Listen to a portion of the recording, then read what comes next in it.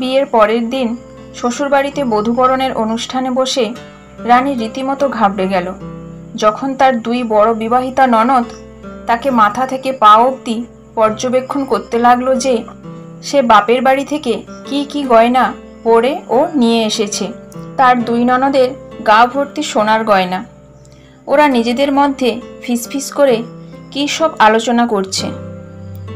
এগুলো চোখ এড়ালো না রানীর। তাদের সামনে রানী আর চোখে নিজের দুই হাতের 4 গাছি সরু চুড়ির দিকে তাকালো। ও হ্যাঁ, আরও দুটো জিনিস ছিল বটে তার দু হাতে, তবে সেগুলো সোনা নয়, দুটো ইমিটেশনের বালা, ঝুটো সোনার বালা। 5 বছর সৌভিকের সাথে মেলামেশার পর একরকম সৌভিকের অদম্য জেদের সামনে মাথা নত করে অবশেষে সৌভিকের মা বাবা মেনে নিয়েছিল হা ঘরের মেয়ে রানীকে।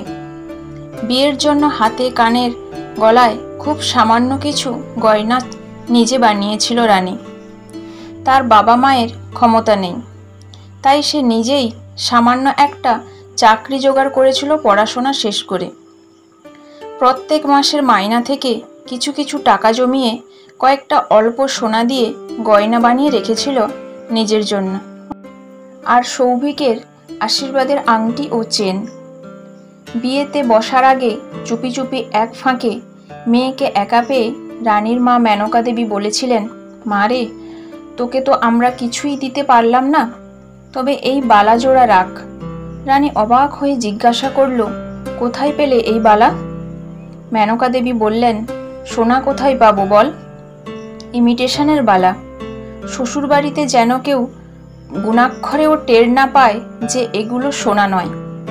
জানিস তো, শ্বশুরবাড়িতে মেয়েদের সম্মান তখনই আসে যখন বউ গা ভর্তি গয়না নিয়ে আসে বাপের বাড়ি থেকে। রানী আর কিছু বলেনি। আজ এই বধূবরণের আসরে বসে তার মায়ের কথাগুলো বড্ড মনে পড়ছে। তার বড় ননদ যখন অনেকক্ষণ ধরে তার বালাটা ঘুরিয়ে দেখতে থাকলো, তখন রানী এক ঘর ভর্তি লোকের সামনে তার বড় ননদের চোখে চোখ রেখে বলে উঠল, দিদি, এটা সোনার বালা না, ইমিটেশনের। তবে আমার গলার নেকলেস, কানের দুল জোড়া আর হাতের 4টে চুড়ি সোনার। তোমরা তো জানোই আমাদের অবস্থা। এতটা বলে সে একটা ছোট্ট হাসি দিয়ে চুপ করে রইল। হঠাৎ সে খেয়াল করল সৌভিক তার হাতের উপর নিজের হাতটা রাখল। রানী তাকালো সৌভিকের দিকে। সৌভিকের চোখে তার জন্য অনেকটা সম্মান ও ভালো লাগা দেখতে পেল সে। রানী বুঝল সে এই বাড়িতেই তার জীবনের প্রথম লড়াইটা জিতে ফেলেছে।